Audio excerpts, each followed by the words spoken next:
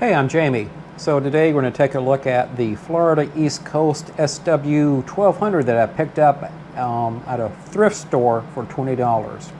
So I'm going to do a power test on it just to see we can get a baseline of if it works or not. Like I said before, I don't really know if it works or not. All indication it should, but just for me, I found out it's better to do a baseline before I start tearing it down. Just to see if there's any problems with it, and so it gives me a chance to test the motor and see if I need to do some other maintenance on it, as far as like lubrication, which I do anyway, but mainly I'm looking for bonding within the motor and the transmission inside of the locomotive. So I'm going to have my power supply over here, and I'm going to power it up. And I start out at a pretty low voltage, as you can see. I start out with like, this is at 4.8 volts, but we're going to go on up until the locomotive kind of starts running. And that should be around maybe 12 volts, 8 volts. I can hear it. I have my air conditioner running, so it's kind of difficult to hear. But around 8 volts, the engine starts up, and the wheels are starting to move. And I like to go ahead and test it up at 12 volts. All right. So I can tell right away it seems to be in fairly decent condition. We're getting the current on the motor. It's reading around 150, 170 tops out, which is normal for this size engine. I look from the current draw should be realistically anywhere from 100 milliamps to 300 milliamps. The more you, and that's free running. If you put cars and stuff behind it, the current draw will go up, but I'm just looking to get a baseline.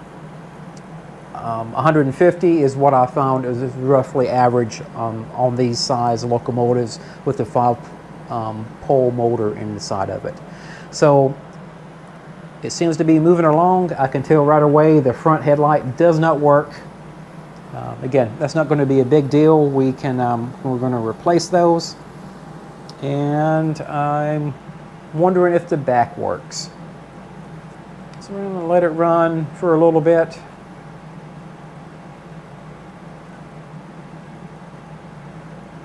And it sounds really good, really quiet. And what I'm going to do is go ahead and flip these around and to put it in reverse. I'm going to feed the positive into the negative.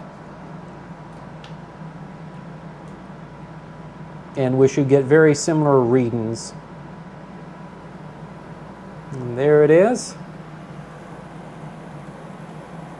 I'm actually getting a little bit lower current draw on that, but that's okay. That's normal. And we can tell, oh, the back headlights, the rear does work. So the back works, the front does not. Oh well. Like I said, we're going to replace that with LED lighting anyway. But as the locomotive runs, we're seeing a constant current draw is around 130, 140 milliamps. Again, that's very normal for this size engine, especially at free running.